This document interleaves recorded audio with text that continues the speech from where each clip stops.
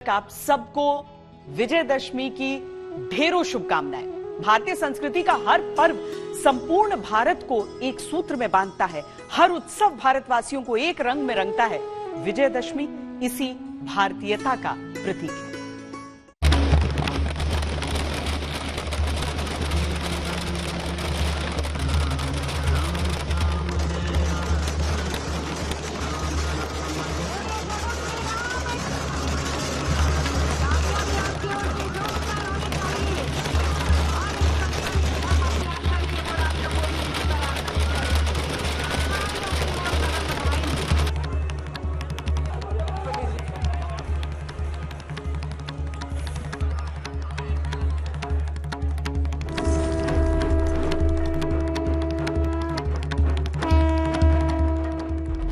हो गया रावण दहन।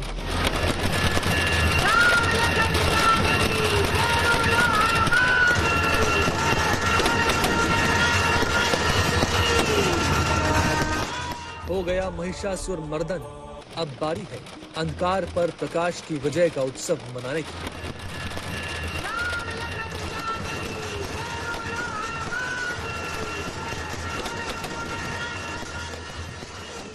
अब बारी है पाप पर पुण्यों की जीत का पर्व मनाने की। धू धू कर जलता रावण ये ऐलान कर रहा है कि बुराई का अंत ऐसा ही होता है, अधर्म का नाश ऐसे ही होता है। जय श्री राम, जय श्री राम। बुराई पे अच्छाई की जीत हुई है और हमेशा जहाँ जहाँ चीजें बुरी होती है वहाँ श्री कृष्ण हो, विष्णु के अवतार में या विष्णु के अवतार में राम हो, वो वहाँ पहुँचते हैं और जो भी संकट है, जो भी बुराई हो, उनको हटाकर एक नई जिंदगी की, एक नई अच्छाई का निर्माण करते हैं। हम तुम्हारे बीच में जो रावण है, क्योंकि रावण तो बहुत पहले मर चुका है, पर उससे मारने के लिए हर साल दशहरा बनाया जाता है कि लोग उस रावण को, उस अहंकार को मारे, उस जो उनके अंदर जो एक गलत बीज है ना, उसको आग लगाकर जला दे। विजयदशमी आज से नहीं, जब से राम जी रावण पे विजय प्राप्त करके अयोध्या आए थे, उस टाइम से विजयदशमी बनाई जा रही है। और हम लोग हिंदुओं में, सनातनियों में ये इसको एक अलग रूप से देखा जाता है। हम इसको दशहरा नहीं, हम इसको एक दीपावली के त्योहार के रूप में मनाया जाता है। देश का पर्व है। राष्ट्रपति और प्रधानमंत्री ने भी प्रभु राम की वंदना की, रावण दहन का दायित्व निभाया। जय श्री राम, जय श्री राम। राजनीति के सिरमौर भी सांस्कृतिक सद्भावना के त्योहार में अपनी सहभागिता करते दिखे। सत्य के उत्सव में सियासत के सारे भेद मिट गए।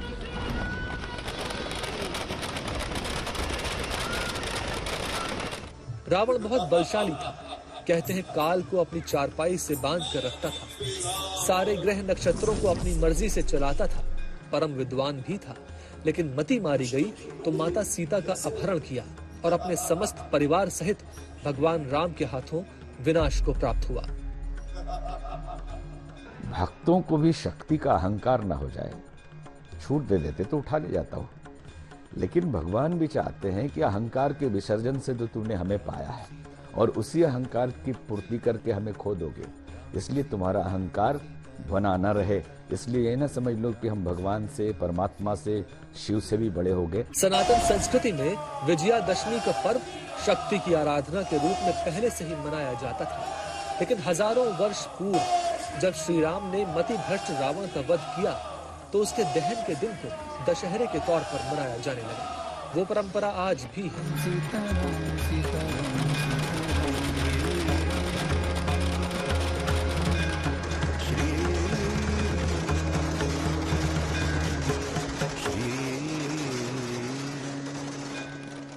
सदियां बीत गईं, लेकिन श्री राम का आदर्श जीवित रहा।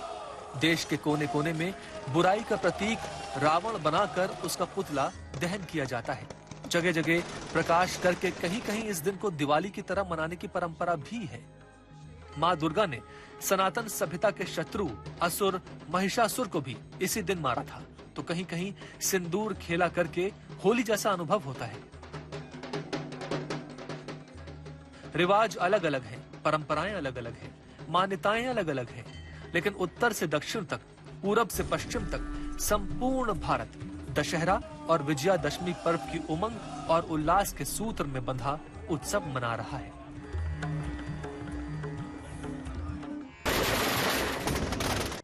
श्री राम भारत की आत्मा है, भारत का आचरण है, भारत का सद्गुण है। उनके जीवन चरित्र का मंचन सिर्फ एक कथा नहीं बल्कि भारत की संस्कृति और परंपराओं का चित्रण होता है। रामलीला का मंचन और दशहरे की धूम हर भारतवासी को भारतीयता से जोड़ती है।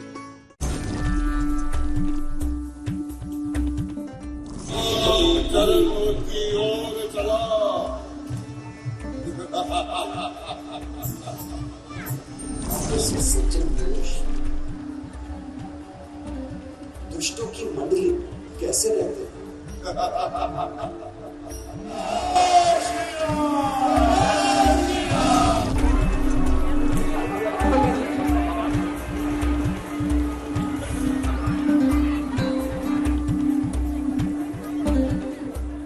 विजयादशमी हो या दशहरा, दोनों का संबंध नवरात्र से जरूर है।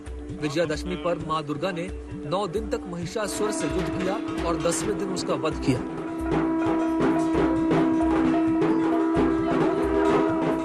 भगवान राम ने भी रावण वध से पहले 9 दिन तक मां की उपासना की थी और 10वें दिन रावण का वध किया।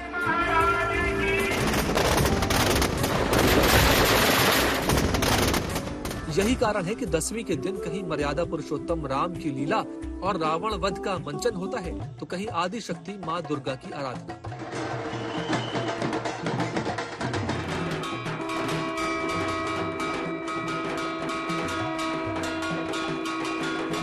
उत्तर प्रदेश, दिल्ली और बिहार में रामलीला का मंचन होता है।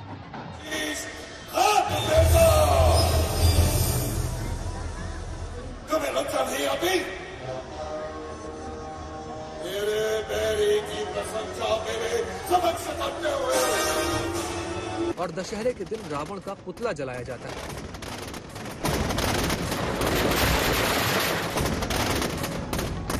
हिमाचल प्रदेश के कुल्लू में भी दशहरा बहुत धूमधाम से मनाया जाता है।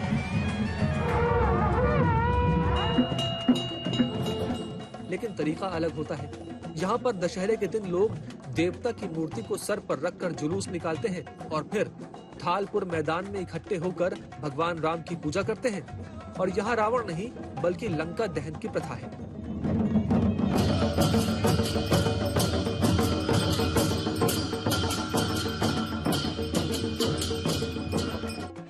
दशहरे पर कर्नाटक के मैसूर में भी भव्य आयोजन किया जाता है और ये 10 दिन का राजकीय उत्सव होता है। ताई ಚಾಮುಂಡೇಶ್ವರಿಯ ಆಶೀರ್ವಾದ ನಿರಂತರವಾಗಿ ನಮ್ಮನ್ನ ಕಾಪಾಡಲಿ। मैसूर के दशहरे में राजमहल से बारात निकलती है और आभूषणों से सजे हाथियों पर सवार राजा रानी की झांकी निकलती है। 600 साल पुराने इस दशहरा उत्सव में शक्ति की देवी मां दुर्गा की पूजा की जाती है। ಇದೀಗ ಪುಷ್ಪಾರ್ಚನೆ ಆಗಿದೆ, ಜೋರಾದ ಕರ್ತಾಡನ ಬರಲಿ ಲೇಡೀಸ್ एंड जेंटलमैन। मैंगलोर का दशहरा भी गजब होता है। यहाँ लोग बाघ और चीते का रूप रखकर सड़कों पर झूमते हुए निकलते हैं। पारंपरिक संगीत की ताल पर लोग नाचते हैं और पूरे शहर में जुलूस निकाला जाता है।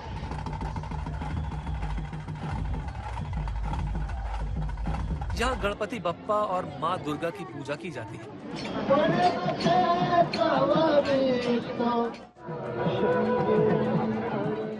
पश्चिम बंगाल और दिल्ली के कई स्थानों पर मां दुर्गा के शक्ति रूप की पूजा करके विजयादशमी का पर्व मनाया जाता है।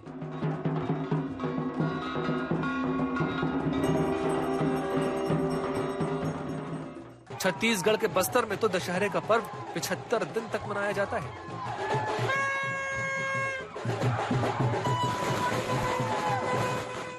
बस्तर में करीब 800 साल से दशहरे को अनोखे ढंग से मनाने की परंपरा चल रही है। यहाँ न राम की पूजा होती है, न रावण का दहन होता है और न ही मां दुर्गा को पूजा जाता है।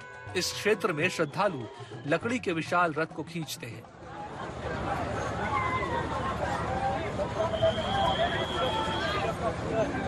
बस्तर का दशहरा अपने आप में अद्भुत है। यहाँ का जो वनवासी समाज है, बस्तर की जो आराध्य देवी है माता, और दंतेश्वरी माता और मावली माता, जो यहाँ जो आराध्य देवी हैं, उनको इस इतने बड़े रथ में घुमाता है जो मेरे ख्याल से इंडिया में कहीं पे भी नहीं होता होगा। ये रथ जो भी बनता है वो पूरे वनवासी जो है अपने श्रद्धा से अपने खुद आके बनाते हैं। इसमें किसी प्रकार का औजार यूज नहीं करते हुए मानव श्रम से रथ बनता है और बहुत विशालकाय रथ बनता है और ये प्रति वर्ष नया रथ बनता है। यह 75 दिन का जो विश्व प्रसिद्ध दशहरा सभी शहर के लोग और पूरा बस्तर के सभी समाजों का एक सामाजिक समरसता का मिसाल यह बस्तर दशहरा विश्व प्रसिद्ध दशहरा हम लोग मना रहे हैं। बस्तर के महाराजा मां काछन देवी से बस्तर की खुशहाली का वरदान मांगते हैं और इस तरह वहां दशहरा पर्व संपन्न होता है। इस पर्व को देखने देश विदेश से दूर दूर से लोग आते हैं।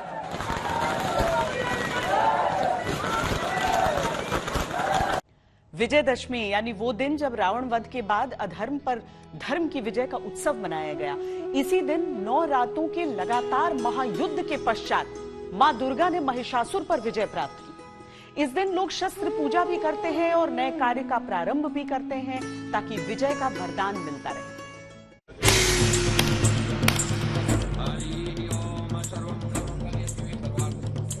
विजयादशमी के दिन भारत के विभिन्न क्षेत्रों में शस्त्र पूजन की परंपरा भी आदिकाल से चली आ रही है। इसको लेकर भी कई मान्यताएं हैं। माना जाता है कि महिषासुर के वध के लिए देवी देवताओं ने अपने अस्त्र शस्त्र देकर देवी दुर्गा को शक्ति सौंपी। तब से महिषासुर के वध के बाद शक्ति के रूप में अस्त्र शस्त्र की पूजा का चलन हो गया। एक मान्यता यह भी है कि रावण के वध से पहले भगवान राम ने भी अस्त्र शस्त्र की पूजा करके उन्हें जागृत किया और इसी कारण विजयादशमी पर यह परंपरा पड़ गई। अन्य मान्यता के अनुसार मां रणचंडी के साथ रहने वाली जया विजया योगिनियों की पूजा के लिए अस्त्र शस्त्र का पूजन आवश्यक होता है। हर शस्त्र का पूजा होता है। त्रिशूल से लेके खड्ग से लेके परशु से लेके जितने भी अस्त्र है ये सभी का अलग अलग से पूजा होता है। एक एक अस्त्र वो माँ को प्राप्त हुआ था। एक एक अस्त्र सारे देवादेवी लोग को उसको माँ को दिए थे, जिसकी वजह से फिर एक एक अस्त्र का सारे अस्त्र का पूजा होता ही है। रावण की जो बात है, इस समय ये माना जाता है कि इसी दिन रावण का भी राम ने वध, इसलिए रामलीला भी दशमी के दिन होती है, दशहरा के दिन।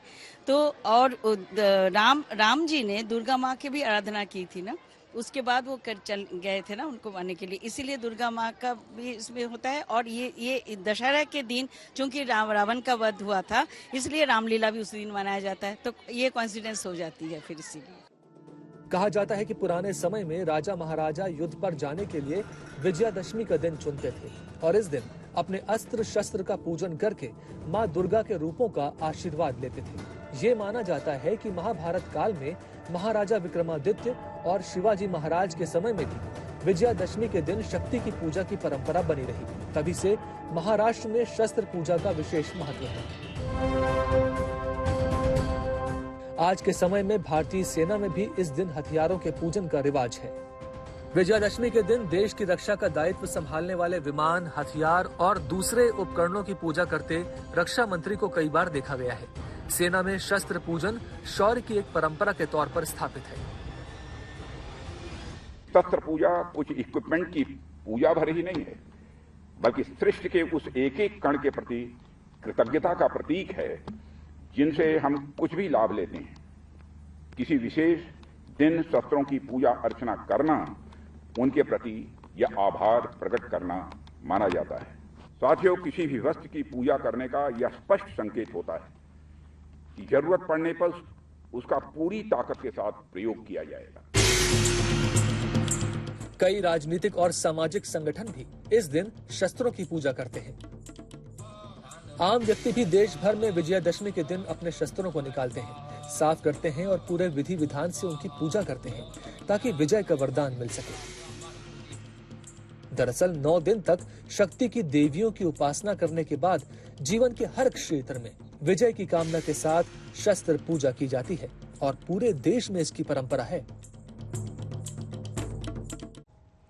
दशहरे का शाब्दिक अर्थ लगाया जाता है 10 बुराइयों को हराना, और ये दिन इस विश्वास का प्रतीक भी होता है कि बुराई कितनी भी बलशाली क्यों ना हो, जीत अंत में अच्छाई की ही होती है। न केवल देश के तमाम हिस्सों में बल्कि दुनिया के कई देशों में अलग अलग तरह से इस पर्व को पूरे उल्लास के साथ मनाया जाता है।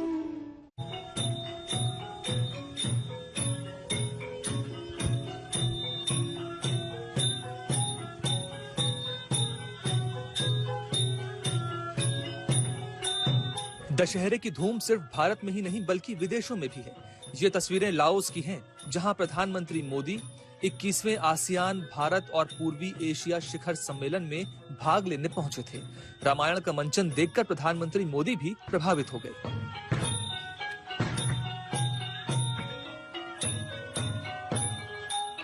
लाओस में रामायण के इस मंचन को फ्रा लाक फ्रा राम के नाम से जाना जाता है। सदियों से यहाँ श्री राम की लीला का मंचन होता आया है। श्रीलंका में भी दशहरे का पर्व खूब धूमधाम से मनाया जाता है और रावण का दहन किया जाता है। कई जगहों पर रावण दहन नहीं भी किया जाता है। भूटान, मॉरिशस, थाईलैंड में भी दशहरा मनाया जाता है। इन देशों में बाकायदा श्री राम लीला होती है और दशहरे पर रावण दहन भी होता है। मलेशिया में दशहरा मुख्य रूप से भारतीय समुदाय द्वारा मनाया जाता है। यहाँ दशहरे पर भारतीय संस्कृति और परंपराओं के अनुसार रावण के पुतले जलाए जाते हैं और रामलीला का आयोजन होता है। भारतीय मूल के लोगों के बीच दशहरे का ये त्योहार परिवार और समुदाय के साथ मिलकर मनाया जाता है। नेपाल में दशहरे को दशैन नाम से मनाया जाता है। दशैन को नेपाल का सबसे बड़ा और प्रमुख पर्व माना गया है। यहाँ दशहरे पर रावण के पुतले भी जलाए जाते हैं और महिषासुर पर देवी दुर्गा की विजय का उत्सव भी मनाया जाता है।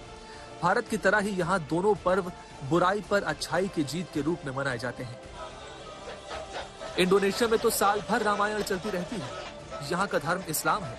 रामायण के पात्र भी सब मुसलमान होते हैं, लेकिन इससे श्री राम लीला के प्रति कोई दुराभाव नहीं पनपता। ये जो शिल्पकारी आप यहाँ पर देख रहे हैं, आप इसमें वानर सेना को प्रतीकात्मक तौर पर देख सकते हैं और वो राम सेतु बनाने के लिए जा रहे हैं। दरअसल यहाँ पर राम जी का महत्व बहुत ज्यादा है। वो इसीलिए है क्योंकि यहाँ पर विष्णु को पूजनीय माना गया है। योग्यकर्ता, जिसे स्थानीय उच्चारण के साथ जोग जकार्ता कहा जाता है, ये अयोध्या का दूसरा नाम है। ये कहानी भी बड़ी दिलचस्प है। दशहरे का एक ही भाव है, गलत को दंड और सही को उसका अधिकार मिलना, और दुनिया इस भाव को स्वीकार करते हुए आगे बढ़ रही है।